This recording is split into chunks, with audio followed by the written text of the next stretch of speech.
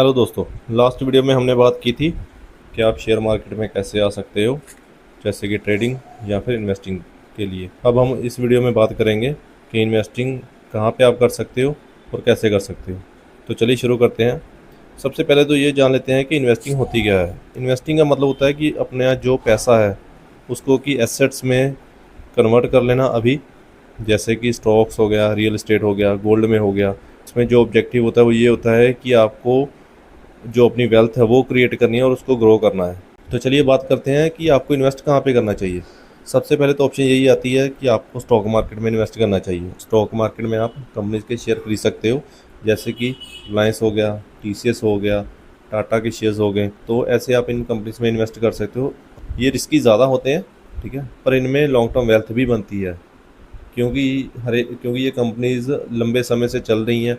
और यदि आप इनका ग्राफ देखेंगे तो तब आपको अंदाज़ा होगा कि ये कंपनी ज़ीरो से शुरू हुई थी और अभी ये कहाँ तक पहुँच चुकी हैं।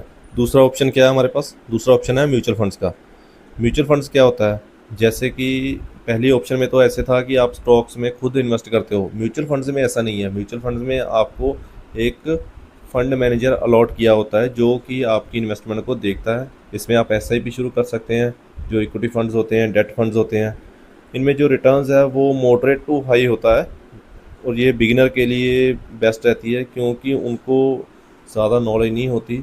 अभी तीसरी ऑप्शन हमारे पास क्या है? तीसरी ऑप्शन हमारे पास है गोल्ड।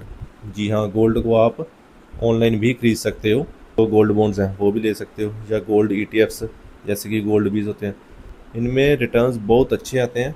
ये एक बहुत अच्छी चीज़ है डाइवर्सिफिकेशन के लिए और ये सेफ होते हैं। इसके अलावा आप रियल इस्टेट में भी इन्वेस्ट कर सकते हैं। रियल इन्वेस्टमेंट में जैसे कि आप कोई प्रॉपर्टी है, कोई घर है, कोई लैंड है, कोई फ्लैट है, कोई शॉप है, आप उसको बाय कर सकते हैं। या फिर जैसे कि आपने कोई घर लिया है उसे आप रेंट पे भी दे सकते हैं। वहाँ से रेंट की अर्निंग हो सकती है, जो कि बहुत अच्छा एक सोर्स माना जाता है इनकम का। लेकिन हाँ, इसमें एक बात है कि इसमें आपको ज़्यादा कैपिटल की यूज़ होता है, क्योंकि घर परचेज़ करने के लिए बड़ी अमाउंट की ज़रूरत होती है।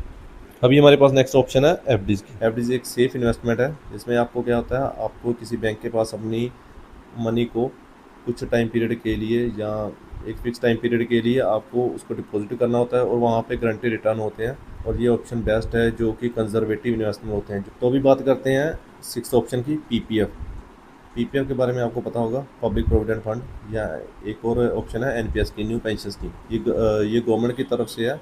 ये एक long term government backed retirement schemes है और इनमें जो रिटर्न्स हैं वो बहुत अच्छे आते हैं, विद टैक्स बेनिफिट्स भी आते हैं। तो चलिए अब बात करते हैं हाउ टू इन्वेस्ट, कि आपको कैसे इन्वेस्टिंग प्लान करनी चाहिए।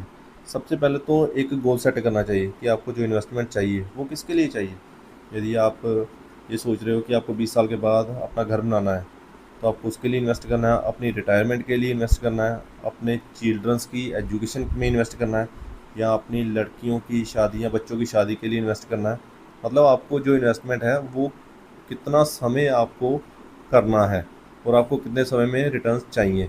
अभी दूसरी आपकी इन्वेस्टमेंट डिपेंड करती है कि आपका जो रिस्क लेवल है वो कितना है।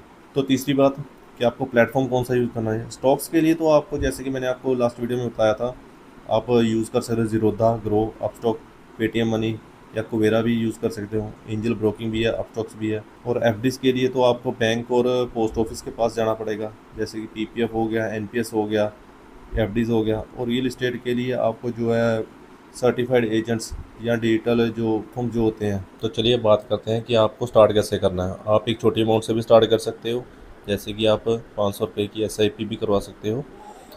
स्टार्ट के लिए अच्छा है, धीरे धीरे आपको कॉन्फिडेंस आएगा और उसके बाद आप उस इन्वेस्टमेंट को और भी बढ़ा सकते हो, या उसके साथ एक दो एसआईपी और भी बढ़ा सकते हो। लेकिन इसके लिए आपको ना कुछ सीखना ज़रूरी है, कुछ टर्म्स आपको सीखनी होगी।